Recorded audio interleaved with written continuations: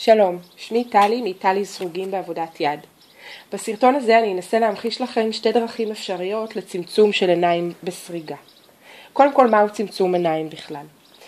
בצמצום או במונח הלועזי שלו, decrease, אנחנו רוצים להפחית את מספר העיניים, לצמצם אותן, ומכאן גם המונח צמצום. מתי משתמשים בצמצום? למשל כאשר סורגים פוף כמו שאני סורגת כאן. סיימתי לסרוג את חלקו הראשון שכלל הרחבות ואת החלק השני לצורך הגובה. עכשיו אני רוצה להתחיל לסרוג צמצום כדי לסגור את הפוף. אז כמו שאמרתי, בהתחלה יש שתי אפשרויות שאת שתיהן אני אציג בפניכם. במקרה הזה אני סורגת בעמודים ולכן אני אציג בעמודים, אבל כמובן שאת הטכניקה הזו ניתן ליישם גם בחצאי עמודים או בעמודים מקוצרים.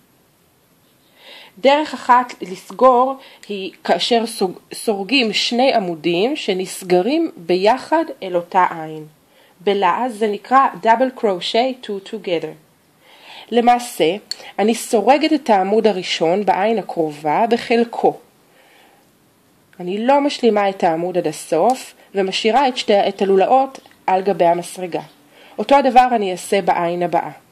סורגת את חלקו הראשון של העמוד ולא משלימה אותו עד הסוף. סרגתי שני עמודים והלולאות נשארו על המסרגה. מה שאני אעשה עכשיו, אני אקח על הפף חוט על המסרגה ואסגור את שלוש הלולאות ביחד. מה שיצרתי כאן הם שני עמודים בודדים שנסגרים ביחד אל אותה עין. זו דרך אחת שבה אני מצמצמת. אני אסרוג שני עמודים רגילים כדי להמחיש לכם דרך נוספת. הדרך השנייה לצמצום נקראת invisible decrease, או בתרגום חופשי צמצום בלתי נראה. בצמצום בלתי נראה, להבדיל מהצמצום של שני עמודים ביחד, אנחנו נסרוג עמוד אחד שנתפס בבסיסו בשתי עיניים, ובכך למעשה הוא מצמצם את שתי העיניים לאחת. איך עושים את זה? אני מלפפת חוט על המסרגה, מכניסה את המסרגה אל הלולאה הקדמית בעין הקרובה, ומבלי ללפף או לסגור, שוב אל הלולאה הקדמית של העין שאחריה.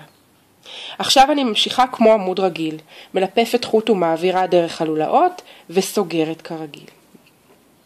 מה שנוצר פה זה למעשה עמוד אחד שנראה כמו עמוד רגיל, רק שבבסיסו הוא נתפס בשתי עיניים והופך לעמוד עם עין אחת, ובכך הוא מצמצם.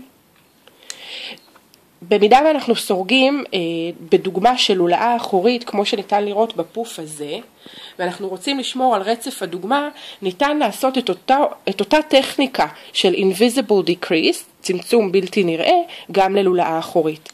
אני אמחיש איך. אני אסרוג שני עמודים רגילים, ועכשיו אני אמחיש איך אפשר לסרוג אותו דבר, לצמצם בעין אחורית. אני מלפפת חוט על המסרגה, נכנסת עם המסרגה בעין האחורית בלולאה האחורית של העין הקרובה, ובלולאה האחורית של העין שאחריה. לוקחת חוט, מעבירה דרך הלולאות, וסוגרת כמו עמוד רגיל. שוב יצרתי צמצום של שתי עיניים בעמוד אחד, אבל כאשר זה בלולאה האחורית, הלולאה הקדמית ממשיכה את אותה דוגמה. סריגה נעימה.